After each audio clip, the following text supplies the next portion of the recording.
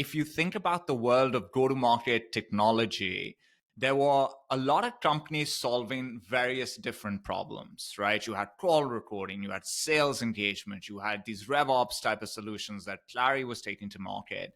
And what we have seen over the last year or two is a real shift where companies that used to be friendly and collaborators are now essentially competitors because they've all kind of figured out that we need to broaden the solution that we're taking to market, provide more value to our customers to be able to hold on to them and expand these relationships.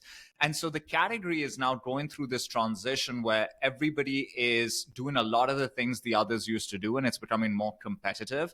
And so would love just to start with your general thoughts on what's playing out in your world, as well as you look at this category, the eventual winner or winners, what are the things that they need to get right to be in that cohort? Glad you started with an easy question. Yeah. A layup. Absolutely. It's a great question. So look, I think as we look back at the last, call it 6 years or so, we had low interest rates. We had a lot of access to capital. And that afforded a couple things. It afforded companies to gain access to capital very quickly with, niche ideas that historically those ideas would have created a small product that then would have needed additional investment and grown into a larger product, sometimes a platform. What happened in the last 5 or 6 years, though, was products actually became companies very quickly and very early on. And that hasn't happened very often over the last 30 years. Part of that was because of those low interest rates and access to capital, companies actually had the ability to buy technology at a rate they've never had before. It's why you see very sort of convoluted and bloated tech stacks out there in sales and marketing and in other areas of the business. But what you are seeing now as interest rates go up, as spend starts to get consolidated, is these companies that were able, to gain traction with a very lightweight product are not able to sustain that momentum anymore. So they need to find a home. It doesn't mean that the technology or the product that they built adds no value, but it doesn't necessarily now add enough standalone value to merit actually generating enough revenue against that value to actually sustain an entire business. So part of this is you are seeing good niche technologies actually have to find a home in a larger platform. So that's one piece of it. The other piece of it, and we've seen this with, both the acceleration of AI, but really the accessibility of AI now, has opened up an entirely new type of market for technology. And if we talk about our space in particular, sort of the broader sales revenue orchestration space that is now starting to lean over into aspects of marketing as well, you're seeing exactly what you said. You had companies that built disparate pieces of technology, and that became commoditized very quickly. So they lost differentiation, and they had to then either go build or acquire to regain differentiation. And that's absolutely what we are seeing today in the revenue orchestration space. Both consolidation and with the acceleration of AI, and most companies in the space that Salesloft plays in have had some degree of AI in their product or platform for several years, but it now needs to be pervasive throughout the platform. And so you are seeing a race in a couple of areas. Many companies that started in the sales engagement, now revenue orchestration space, sold primarily to tech and sold, very much into commercial and sort of mid-market size companies.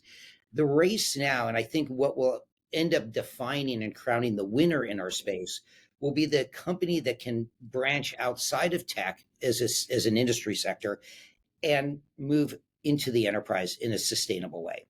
This market will crown a winner, I believe, in the next 18 to 24 months, if not sooner.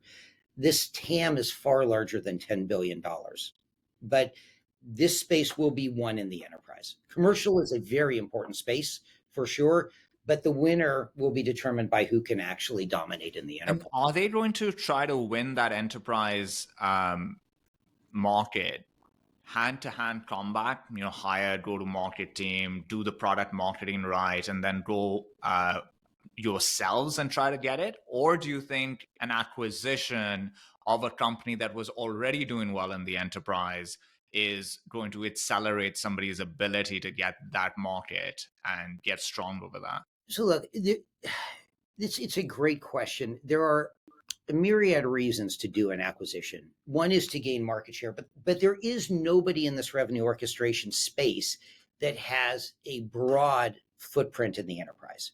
Salesloft has done incredibly well in the enterprise, but it's not as though you can go buy a company that already dominates the enterprise in revenue orchestration. It doesn't exist yet. Now, I think there's a bigger sort of interesting implication to the question you asked, which is going it alone or not. To win in the space, to win in the enterprise, to win through, a ability to build a technology moat around the business and all of that will be very hard to do by yourself. And part of the reason why is what we are building, certainly here at Salesloft and other companies in the space, will require a new muscle in organizations. When you think about it, go-to-market organizations today, we always talk about the art of sales, the art, the science and art of sales.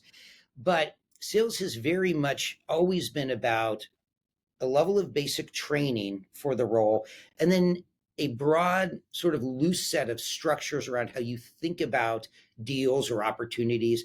But the way you engage every day as a seller is really been left to the seller's choosing of how they do that. It's very stylistic. What we are seeing now with technology is that we can actually start applying science to the art of sales as well. But whether it's art or art and science together, these platforms are driving a different set of behaviors in organizations they have not done before. Bringing workflow to an organization and tethering hundreds or thousands or tens of thousands of sellers to a common set of behaviors, we've just never done that in the industry before. And so it's very hard to build the technology, market it, sell it, and drive all of the change management required by yourself. And so for us at Salesloft, we have what we call sort of three pillars or three legs to the business that we believe are paramount to dominate this market. The first of which is pace and quality of innovation. There's a lot to build, there's a lot to acquire, there's a lot to consolidate. The pace with which you bring value to your customers is really important right now. The second of which is customer success. And customer success is a fascinating concept. We created that role and that function, 19, 20 years ago at Salesforce. There's a small group of us. We were doing big transformational deals, and there wasn't a role that existed like it. But the purity of that role originally was somebody that deeply understood technology, but also deeply understood business process and could marry those two together and constantly iterate with the customer on them. Over time, CSMs and the CS organization has ended up being a catch-all for everything that, engineering doesn't do, support doesn't do, sales doesn't do, services doesn't do. It just falls into the CSM bucket.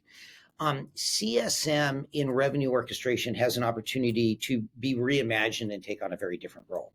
When you think about revenue orchestration platforms, you sell to CROs and head of RevOps, and it is very business process driven. And so CSM should start to look a lot more like the personas they serve. And when you start building a customer success organization that embodies a lot of the same competencies and experiences as RevOps leaders have, I think you actually get out from under, sort of the old definition of CSM, and you can revitalize it in a way that will add tremendous value. But the third leg of the stool is the ecosystem. And that's where you have to bring a community along to help you establish leadership in the market. And two reasons why. One, they can help with change management, business process transformation that CSMs do. But the other is they can help with innovation. Because if you're a customer-centric org and you are building for the customer, and by customer, I mean the big capital C customer, not whatever every single little customer wants, but you want to build for the market that you are serving so you get repeatability in the capabilities you deliver. There will always be more the market wants than you can organically build, and that's where the ecosystem comes into play. So the ecosystem can actually massively accelerate and amplify everything we are doing around innovation and around driving customer success. So I think you need all three of those. You can't do it alone.